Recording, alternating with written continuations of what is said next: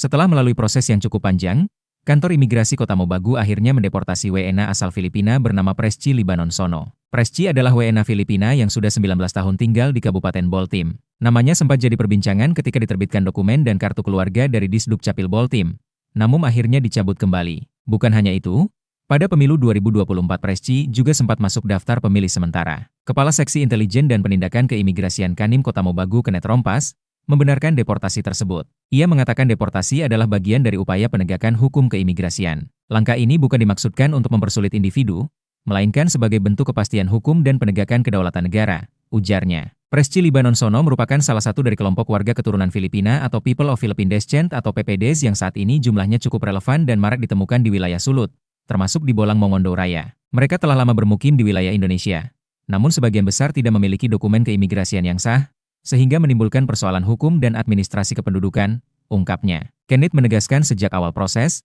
pihaknya melakukan pemeriksaan mendalam. Mulai dari konfirmasi kewarganegaraan melalui Konsulat Jenderal Filipina di Manado, penempatan di ruang detensi dengan standar kemanusiaan, hingga akhirnya memfasilitasi deportasi sesuai aturan yang berlaku.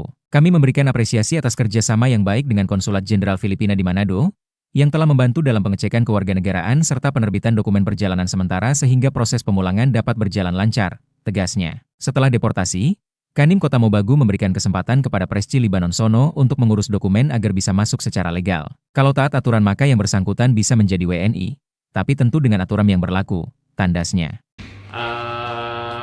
Berdasarkan pendalaman kami, yang bersangkutan adalah seorang ibu rumah tangga. Sesekali beliau bekerja kebun untuk tentu memenuhi kebutuhan ekonomi keluarga, karena yang suami yang bersangkutan berprofesi sebagai nelayan juga.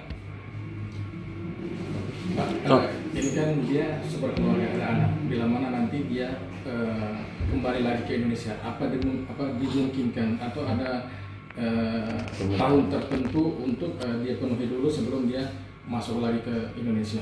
Ya, memang mekanisme penegakan hukum berupa tindakan administrasi keimigrasian deportasi ini sebagai bagian dari penegakan hukum ini adalah pemulangan ke negara asal. Tentu ini adalah salah satu bentuk hadiran negara untuk kedaulatan negara. Selain itu juga kami memberikan kepastian hukum kepada yang bersangkutan.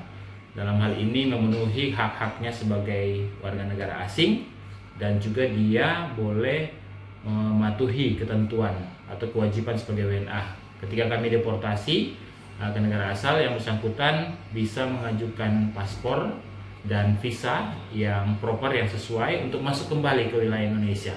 Dia bisa diberikan izin tinggal kunjungan, maupun ketika dia sudah menikah secara resmi, memenuhi ketentuan pernikahan, dia bisa mengajukan izin tinggal terbatas dengan suaminya sebagai penanggung jawab atau penjamin. Bisa juga nanti dia mengajukan diri sebagai WNI, kan? Ada proses untuk hal tersebut. Dalam hal ini secara ketentuan keimigrasian, ketika seorang warga negara asing menikah secara resmi dengan seorang WNI dan memenuhi ketentuan izin tinggal dalam kurun waktu tertentu, 5 tahun tinggal secara berturut-turut ataupun 10 tahun tidak berturut-turut, yang bersangkutan bisa mengajukan proses kewarganegaraan atau pindah warga negara sebagai seorang warga negara Indonesia. Oke.